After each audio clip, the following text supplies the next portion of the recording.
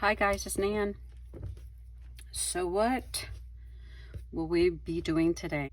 I just have this last project to do to put inside and maybe a little bit of stamping, but it will be done.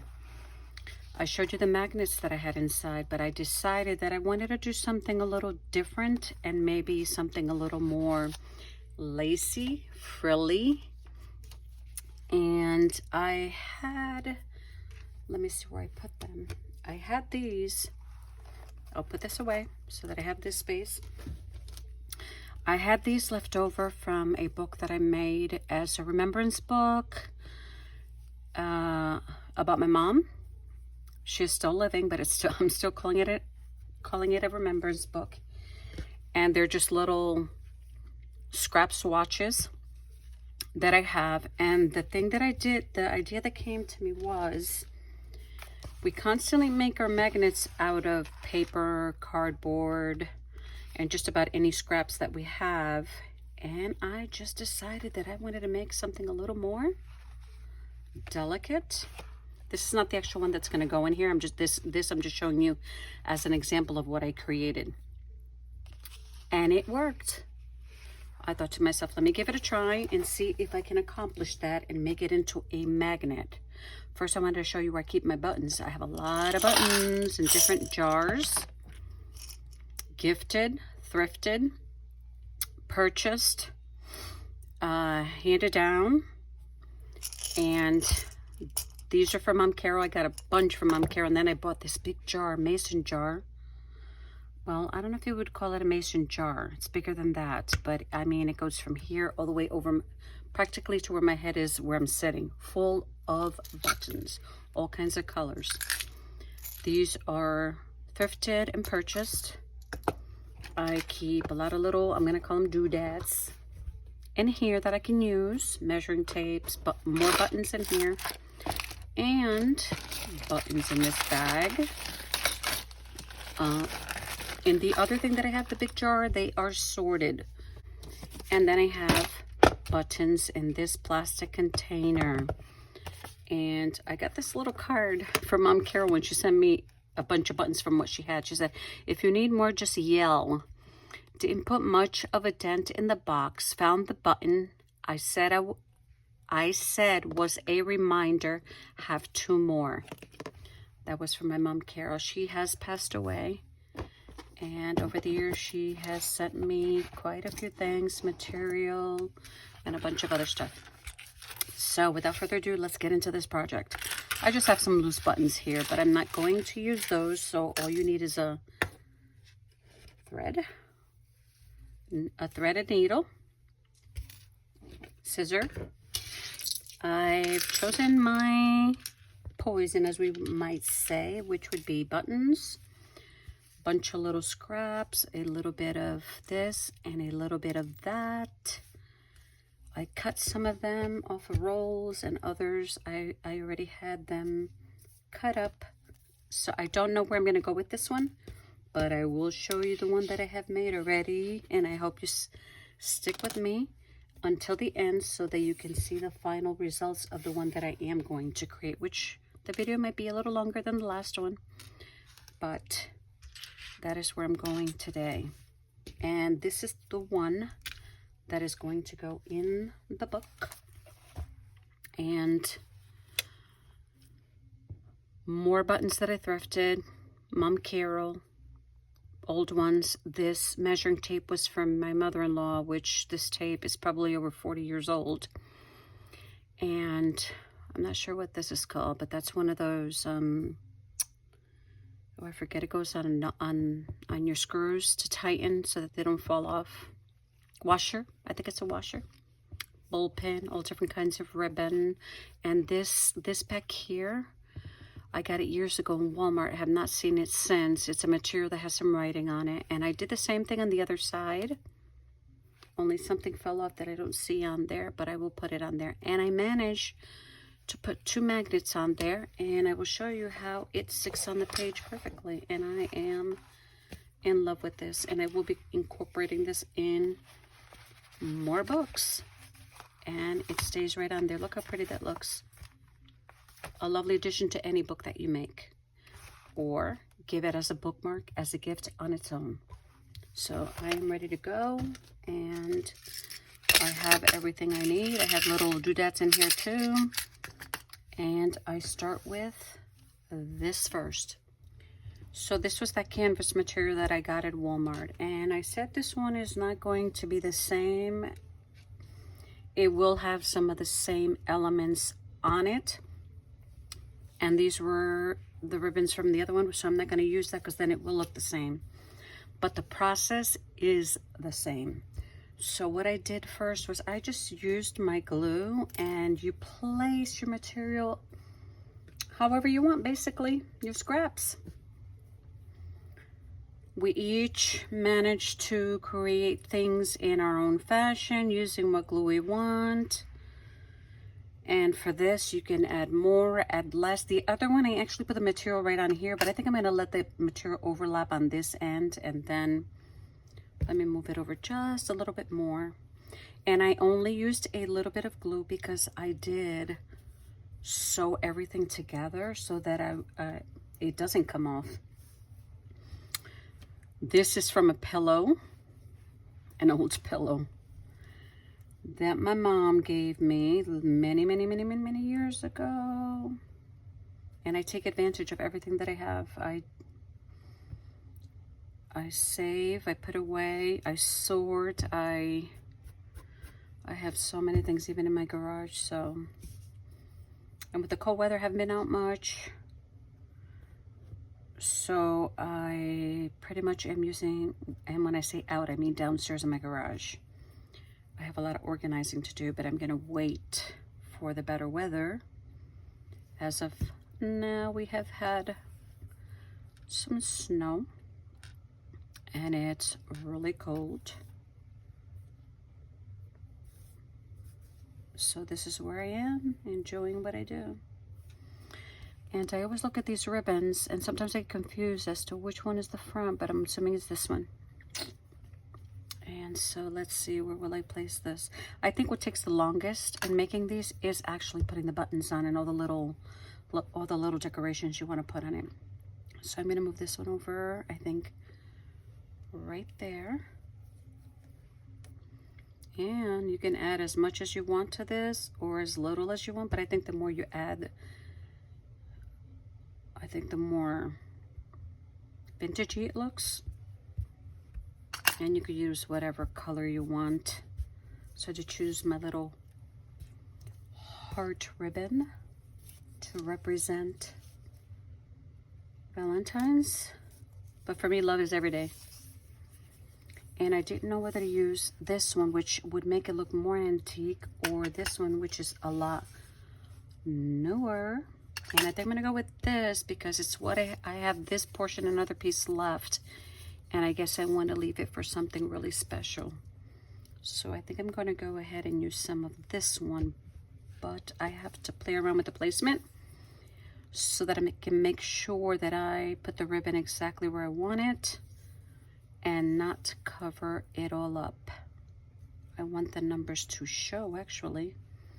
So I don't know whether to put the red on the top or the green underneath and the red on the top, which most likely that's the direction I'm going to go in. I will put the green at the bottom so that the numbers can show on the top, and you can just do like little dots if you want to. If you're sewing, if not, this can be, you can sew by hand. You can add any stitch that you want to this. But I have a machine, so that's what I'm gonna take advantage of. So I will leave that there. And then I'm going to put this one, probably use this little piece at some point. And you can still see all the different material on here, and that is what I'm trying to do. I don't want to cover everything up. A lot of times we create our journals, and half the time we cover up everything we make. So that's not what I want to do with this one. I'm just going to dab a little bit on there. And should I do the number this way? I could do that. And then let's see if I do that. I could put the red, which is the Folk Point ribbon, right here on top of these two. Let's see how that's going to work. Isn't it great when you get these ideas and you just can't wait to try them out? Okay, I think that's going to look great. I don't need to see all the little lines on the measuring tape. Well, I want the hearts to show. So placements of my buttons have to go in different areas so that I'm not covering the beautiful material. So what I'm going to do at this moment, now that I have this down, is I'm going to go really quick and give some zigzag stitching to this baby. I'll be right back. Okay, so before I sewed this together, I did use zigzag stitch and a straight stitch. I added some more ribbon under here and under here because I really did want it to look raggedy and just scrappy. And then I added a little ribbon under here, very thin ribbon under there, and some cheesecloth on top. And as you can see, I've already sewn a few buttons on here with ribbon in the back. And I added the ball pin with a little tag here. I'm leaving all this beautiful string hanging from the bottom. I really like that a lot when I sew anything. I just love the way that looks. It just adds a nice touch to it.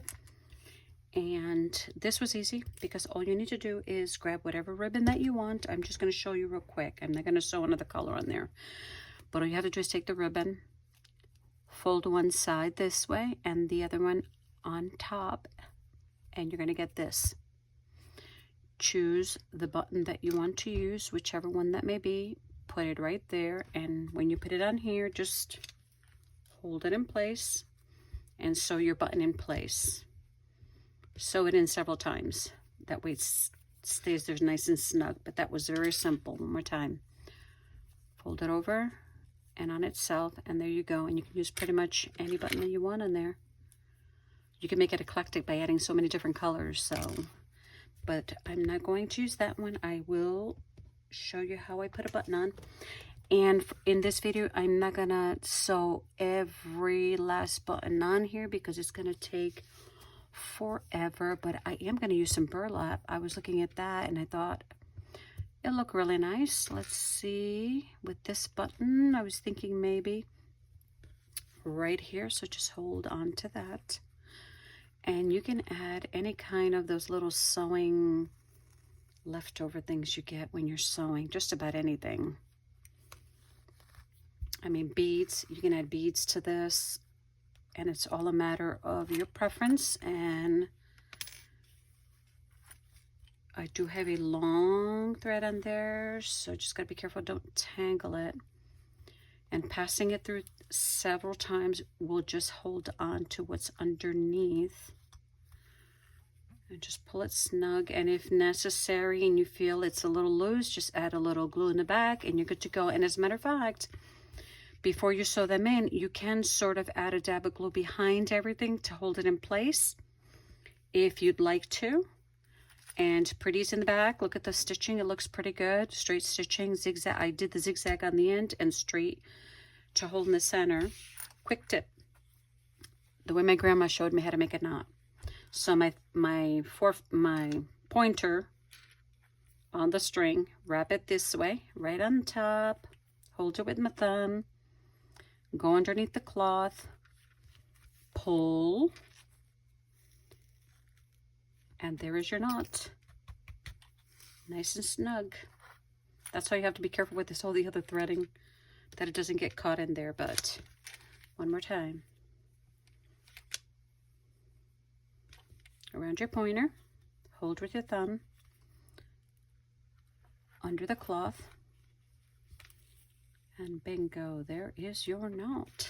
And that is another button. And as you can see, you're adding all your pretty little things on there. You can add a pin. I'm not going to add this one.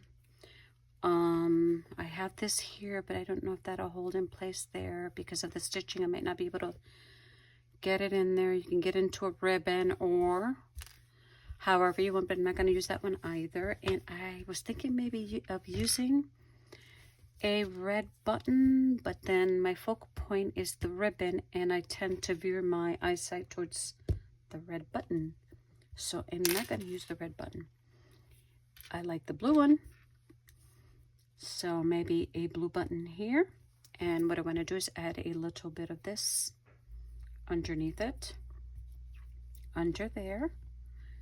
I think that looks so pretty. Let me do this last button, and then I'm going to go off camera, finish adding my buttons, fidget with your placement of buttons to see what it is you want.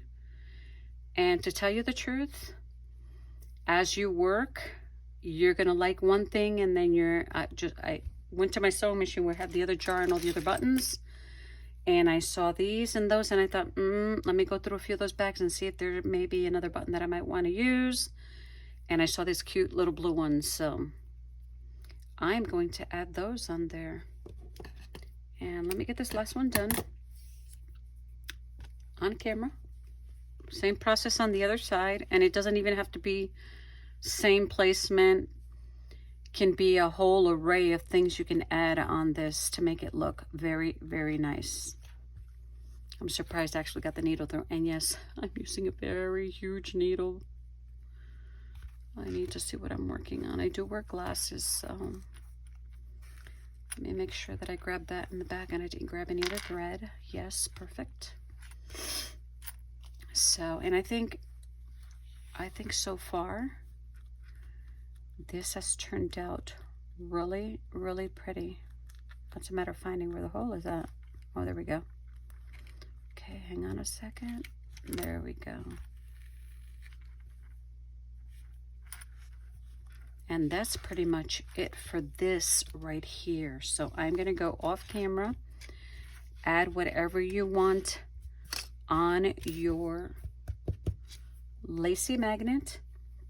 And again, I had other things that I just found in some of the stuff I had. Look how pretty that would have looked going down on that. It's a little thicker, but it'll work.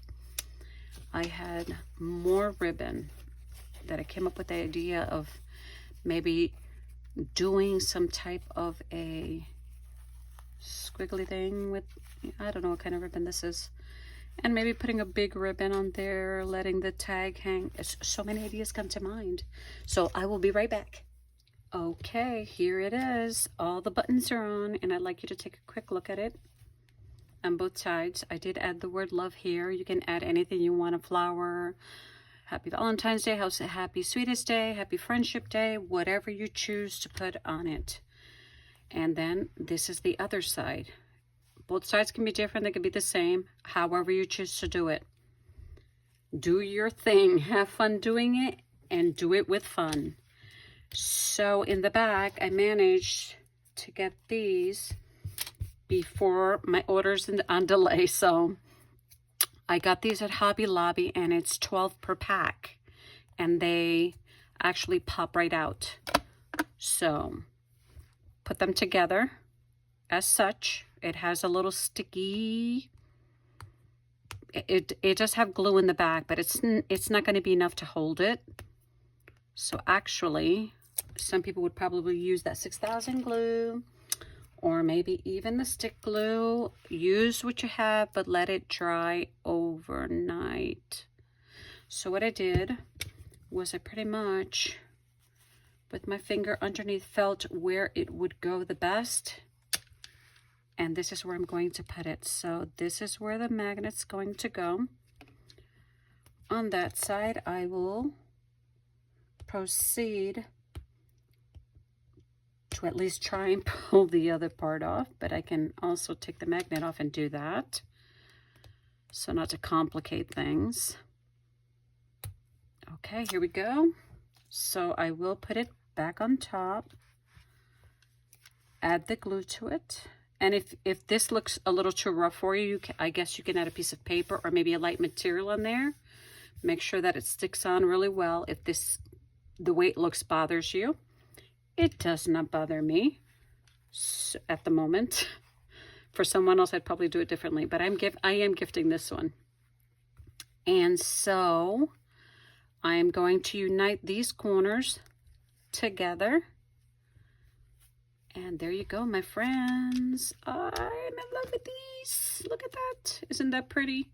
You can go ahead and, I guess, add, if you choose to, some of these on there. Just words behind each of the buttons. You can go ahead and find miniature butterflies, add those there, and even better, heart buttons. You can use heart buttons or maybe cut out hearts and add a few on there also, but this is, I pretty much like the way it came out. And there it goes. And what I want to do to finalize this video is grab the book. Grab the book. Look at that. This is what came off when I put it on initially. But that's how they look. I am in love with these. Look at that. Side by side. And I can't open it up and put it on here because I'm afraid the magnet will come off. But as you've seen, the magnet sticks right on there. It's attached. And if I shake it, it does not come off. Beautiful addition to any book. I will take it off and I'm going to place it here. To finish the video, I'd like to say thank you for joining me. Welcome to those who are new. Should have said that in the beginning, but happy Sweetest Day, happy Friendship Day, happy Valentine's Day, happy Love Day. And remember, you are loved.